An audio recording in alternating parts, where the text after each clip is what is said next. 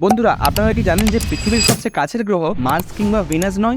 হ্যাঁ, এটাই ঠিক। আর এটা না জানতে আমি আপনাদের কোনো মতেই দোষ দেব না, কারণ আজকের ইন্টারনেট থেকে শুরু করে আমাদের টেক্সট বুক সহ প্রতিটা জায়গায় ঠিক এমনই ছবি দেওয়া আছে, যাতে দেখানো হচ্ছে যে পৃথিবীর সবচেয়ে কাছের গ্রহ মার্স ও ভিনাস, রাইট? বাট আসলটা এমন নয়। স্ক্রিনে ডবল ট্যাপ করে চ্যানেলটা সাবস্ক্রাইব করে দিন। আর মূল বিষয়টা কি আমি আপনাদের বুঝিয়ে বলছি। আসলে আমরা সবাই জানি যে সূর্যকে কেন্দ্র করে সৌরজগতের সমস্ত গ্রহ এবং উপগ্রহ একটি উপবৃত্তাকার কক্ষপথে প্রদক্ষিণ করে চলেছে, রাইট? আর ঠিক তেমনই মার্স প্রতি 1.5 বছর অন্তর তার সেই উপবৃত্তাকার কক্ষপথে ঘুরতে ঘুরতে পৃথিবীর সবচেয়ে কাছে আসে এবং কিছু সময় পরে পুনরায় পৃথিবী থেকে দূরে সরে যায়। আর সেম ঘটনা ঘটে ভিনাস গ্রহের সাথেও। বাট পৃথিবীর সবচেয়ে কাছের গ্রহ হচ্ছে বুধ, কারণ উপবৃত্তাকার কক্ষপথে ঘুরতে ঘুরতে মার্স কিংবা ভিনাস পৃথিবীর কাছাকাছি চলে এলেও কিছু সময় পর তারা পৃথিবী থেকে দূরে সরে যায়। বাট এক্ষেত্রে বুধ গ্রহটি তার ছোট ও প্রায় বৃত্তাকার কক্ষপথের জন্য সারা বছরই পৃথিবীর সবচেয়ে কাছে থাকে। আর বুধ গ্রহের এমন অবস্থানের ফলে সে শুধু পৃথিবীরই নয়, মার্স এবং ভিনাসেরও সবচেয়ে কাছের গ্রহ।